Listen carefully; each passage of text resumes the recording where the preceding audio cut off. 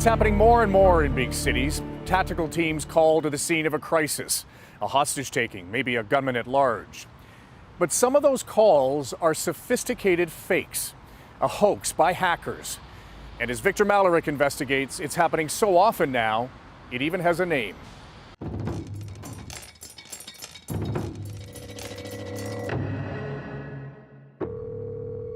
Good afternoon, City Range Police and Fire. Jimenez, can I help you? I just shot 4 people, killing whoever else I see. The call police dread. 911, what is your emergency? I'm gonna shoot my mom and blow up the building.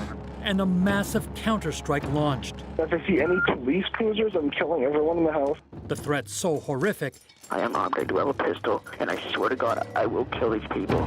police deploy a fully armed SWAT team. Police department, third floor! Police department, third floor! What in the world? I think we're getting swatted. The SWAT teams are for real, but the 911 call is not. It's a hoax. Behind your back. It's a terrifying new trend called swatting. Computer hackers zeroing in on innocent people, conning police with fake 911 calls. And there was a call of someone being shot inside the home. It doesn't matter where you are. What the f? There are 4 cops in Jordan's room right now. A SWAT team bursting into this teenager's bedroom. And it doesn't matter who you are. I'm in Dwayne's house. I just shot 4 people. Another 911 call. A SWAT team ordered to rap star Lil Wayne's house. It was a target in 2015 and again this year. Allison Henderson is an online video gamer and illustrator. She was swatted in her California apartment. There were 3 sniper rifles pointed at me, and there were probably about 10 SWAT team members there. So they told me to turn around with my hands above my head. That must have been terrifying. It was absolutely terrifying. The hacker wasn't finished with Allison. He called 911 3 times. The 3rd time, the hacker even sent her a tweet. The SWAT are on the way. You believe him? Yes, I did. After the first time, I had to believe him. Take me through it. The SWAT comes in front of your door. What happens? They knock on the door very loudly and scream in saying, "Oh, this is the Costa Mesa Police Department. Come out slowly with your hands above your head." I came out with my hands above my head. They patted me down, and then they handcuffed me. And Automatic rifles within inches of your face. yes. Again, terrifying. This had happened once before, and it was happening again, and I really didn't want to have guns pointed at me. It's just terrifying. Is your undercover car? It is. Detective Sergeant Ben Finley of the Johns Creek, Georgia Police Department spent months uncovering a swatting crime spree across North America. The gated community we're going to is not far from here. Yeah, it's just right down the road. Good morning, Sergeant Finley, Johns Creek Police. How are you doing today? How are you? We're doing just fine. Everything okay? Everything's good. We're just riding around looking at things. Very good. All right. See you, ma'am. He took me back to the scene of a SWAT in January 2014. You know, you're coming down here with every scenario you can think of in your head. Man, what in the world is going on? What has happened? A SWAT team deployed to a faked 911 call in a gated community outside Atlanta. Pretty much every law enforcement officer we had responded to that location that day. When you get to the house, who's there? We had someone call and say that they had killed people, and the fact that they're holding the person hostages. Obviously, we need to care for the hostage and see if we can get them removed. Someone called 911 hoping to get a huge rise out of law enforcement. Local news channels sent up their helicopters as the SWAT team cleared the house. The only people there, a babysitter and 2 children. We realized that absolutely nothing was going on there. It was a hoax. It was a hoax. Any more hoaxes on that family? Yes, about 9 days later, we had an additional one at that same residence and location. Same caller? Different caller. 2 SWATs, same house. You say to yourself, I want to get this guy? Absolutely. Absolutely, because I saw how distraught that mother was the day that she was running across that yard, and we caught her. She sat there and stared at her children for a good 20 seconds, still screaming and crying. We're still restraining her. The call to 911 can come from anywhere in the world. The swatter makes it appear the call is coming from the victim's house. They want to try to hide themselves and cloak themselves. Once they do that, then they can act and be and do anything they want. A lot of layers to this. I'm doing hours and hours of social media stuff with Twitter, with Facebook, with all of these different gaming sites. Thinly discovered gaming sites gave the attacker what he needed, an online name. With that name and time, he used social media such as Facebook, Twitter, and Skype to gather personal information. From there, the hacker got into his victims' accounts and access to the private lives of his victims. For almost a year, Finley investigated this dark side of the internet. If I see any police cruisers, I'm killing everyone in the house. I sat in here and stared at computer screens till my head just it hurt every night. You can see all the different agencies that I went through here, like Orange County Sheriff's Office. He called FBI headquarters, Peel Police in Ontario, Canada. Working with police forces across the United States and Canada, Finley pieced together that they were dealing with one prolific, dangerous hacker. We were all talking on the phone one day, and we were realizing that we were all chasing the same guy. You're looking at this and you come up with a username. And that was an individual that was going by the name of Obnoxious. We didn't know who he was. We were randomly selected and targeted by him. SWAT teams terrorizing victims from British Columbia to Ontario, from California to Ohio, high schools in Virginia and Florida, and Disneyland. At least 46 SWATs, all traced back to Obnoxious. It made me angry. It made me angry to think that somebody is doing this for fun. You hear these stories from the girls, the victims. Make your blood boil? Oh, absolutely. You got to understand, Victor, some of these women were living in fear constantly that he was going to do something else to them as far as swatting their homes, taking over their either social media accounts, their emails, their telephones, swatting their mom and dad. That's what happened to this college student after months of online taunting by Obnoxious that targeted her and her entire family. We'll call her Mary. She doesn't want her real name used because even 2 years later, she is still scared of Obnoxious. When I heard the name Obnoxious at first, I was like, wow, that's kind of a weird name. But as time went on, Obnoxious, like the name Obnoxious, began to take on a new meaning. Tracking her online, Obnoxious tormented Mary with threats like this one. Where do you work? Mary answers, not telling. Then, I want to bomb it. Month after month, the threats got more serious. Obnoxious now had the social security numbers of Mary's parents. He starts threatening my family and starts saying that they're going to sell my family's social security numbers and everything like that. What other threats did he make to you? He was saying that if I didn't send nude photos of myself to him, that he would, do just a number of really terrible things to not only me, but the rest of my family unless I complied.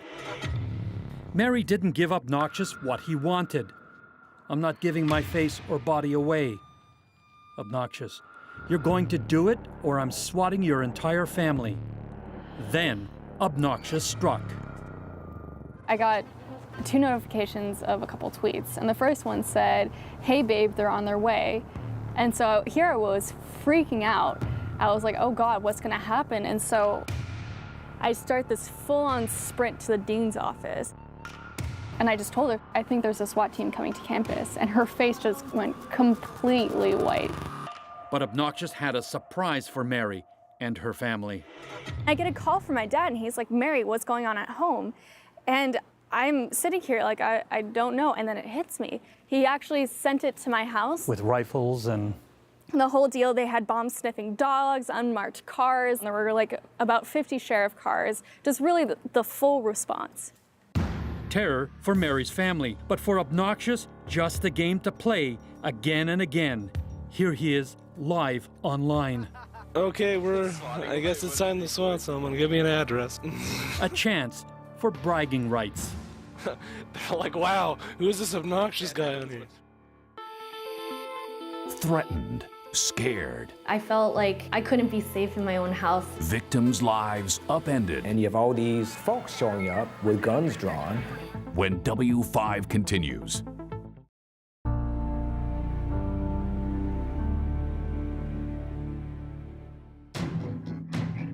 Swatting, using the internet to con 911 operators and the police into believing horrific things are happening. Okay, sir. I need you to listen very, very carefully, okay? I have a loaded gun. The threat so real, the 911 response, deploy the SWAT team. Every call, a terrifying hoax. One notorious swatter went by the name Obnoxious. This is him making a 911 call. Shut up, okay, shut up. If I see any police cruisers, I'm killing everyone in the house. Detective Ben Finley of the Johns Creek, Georgia Police Department spent a year hunting down Obnoxious. We knew that he was taking great pleasure in bringing as much pain to these girls as he possibly could. For Allison Henderson in her apartment, it was blackmail. I felt that he was basically asking for something, and if he didn't get it, he was threatening us with harm. So who is this mysterious hacker who calls himself Obnoxious? Well, the police and prosecutors know, but for everyone else, his identity remains a secret because he's a young offender.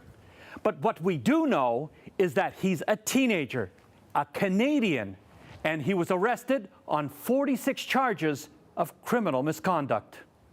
In the spring of 2015, in Port Coquitlam, British Columbia, Obnoxious pleaded guilty to 23 charges. At his sentencing, the judge quoted a psychiatric report that Obnoxious takes significant sadistic delight in the discomfort he causes his victims. I actually found out that he was like some tiny teenage twerp from Canada, and I was like, wow, it's amazing how someone who is so far away from me could have such a large effect on me and my family. We are calling her Mary. Today, she is still scared Obnoxious could find her again. For months, starting in 2013, Obnoxious, then only 16 years old, trolled the internet, often targeting vulnerable young women and making 911 threats like this. I'm at my ex-girlfriend's house right now, and I planted 4 bombs in her house. Obnoxious is not the only known serial swatter. They said that there was a shooting at Justin Timberlake's house, but it's not true. A spree of high-profile celebrity swats got the attention of Ted Lieu, now a congressman from Los Angeles. Most were in his district, but there was no tough law to deal with swatting. Senate Bill 333 by Senator Lieu, an acronym to crimes.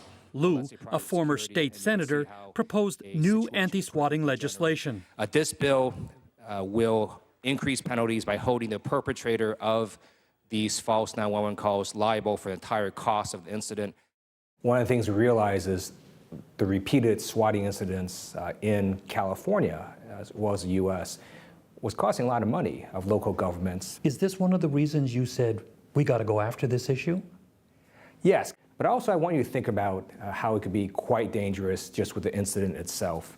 So let's say you do have a celebrity or a wealthy person living in a house with private security, and you have all these folks showing up with guns drawn, and the private security has no idea what's happening. Somebody pulls out a gun, and before you know it, someone's dead. Exactly. And so it is a danger to the first responders. It's a danger to the person being swatted. They have their attorney. Little did Lieu know that legislation would make him a target.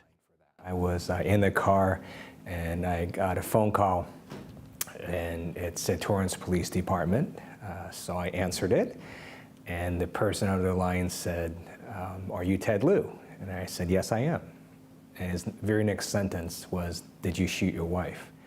You must have been in a panic. So for about the next 25, 30 minutes, probably the worst 25 to 30 minutes of my life, because I was thinking maybe somebody else shot my wife. His home had been swatted. He found his wife safe, but scared. According to my wife, they had these large guns that looked like AR-15s, and they had her put her hands up and had her walk out the house. She was quite distraught. Did you ever in your wildest imagination think that you would be the target of a SWAT after you introduced this legislation? I did not.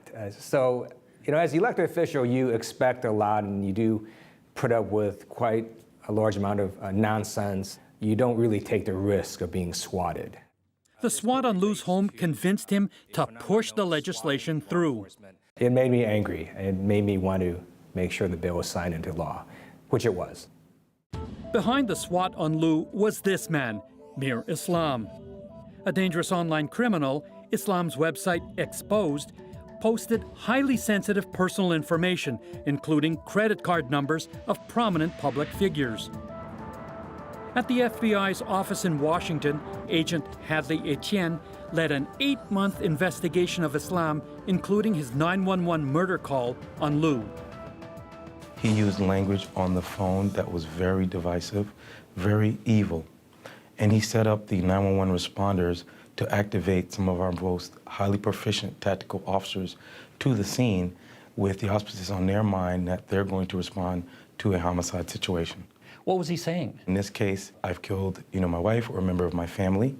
When you heard what he did, to a guy who's trying to bring legislation into play, was that like intimidation? I would say yes. It was definitely retaliation and a vindictive kind of, effort on his part to get back at the senator for going after swatters. Arrested in 2013, Islam was sent to jail for 2 years in July 2016.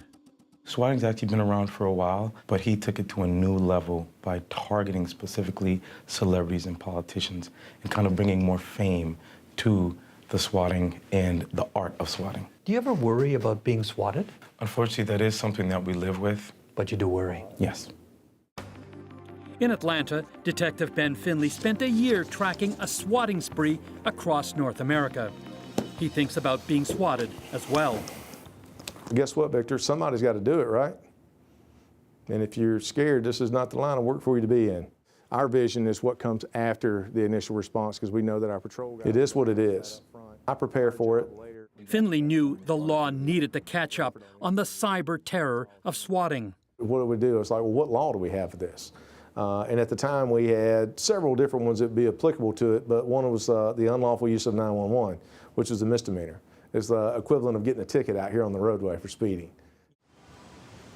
Across the U.S., several states have passed laws aimed at nailing swatters. Here in Atlanta, Georgia, the state legislature recently passed a law making swatting a crime, and those found guilty could face fines and even serious jail time. However, in Canada, there is no specific law dealing with swatting. Charges are pursued under existing provisions in the criminal code for things like uttering threats, conveying false information with the intent to alarm, and public mischief. Shut up, okay, shut up. If I see any police cruisers, I'm killing everyone in the house. America's most prolific swatter, a Canadian teenager, a hacker calling himself Obnoxious. After his trial, his mother said he needed to do time. I hope the extra time and the youth attention maybe it'll help him. In court, evidence revealed almost 50 911 hoaxes by Obnoxious, forcing police to deploy SWAT teams at high schools, to unsuspecting homeowners and fearful young women. Many of the swatting victims W5 contacted were too afraid to be interviewed. Obnoxious taunted Allison Henderson for months. She understands the fear that silences victims. I think they're scared. I want to be proactive. I want to make sure that the authorities are aware that this is an issue. This happens a lot. What this person doing is actually like an internet terrorist. That's a pretty heavy label, internet terrorist. Yeah. Are you on the receiving end of that? Are you the man sitting at home one night with your family and all of a sudden a team of law enforcement officers knocks down your door and they're coming in there at 2 a.m. Shining lights and guns at you, yelling you to get on the ground and you have no idea what's going on? Well, I just shot my parents. I'm shooting up all my neighbors and killing them all. Swats like this one by Obnoxious put him behind bars for 16 months. Under his conditional release, Obnoxious was ordered not to use the internet to contact his victims. Allison believes Obnoxious wasted no time breaking those conditions. His name did come up again in a hacking-related event. It was obnoxious in pain, and I was like, oh, that's interesting. I find it very hard to believe that someone else would take his name. The RCMP told Detective Finley in Georgia that Obnoxious was released. I said, yeah, I know, because I said I've already got 2 phone calls from different victims from all over the United States saying that he's back on Twitter, he's back on different social media. Vancouver police found Obnoxious online at this internet cafe. A judge ordered him to serve the rest of his sentence. The swats Obnoxious called in on Allison changed her, a terrifying invasion of her privacy. I don't want to wish swatting on anyone, but for him to understand how that changes your mind, how that changes like how you feel. I felt like I couldn't be safe in my own house, you know, and that's a terrible feeling. Like the one place you should feel safe, you don't feel safe.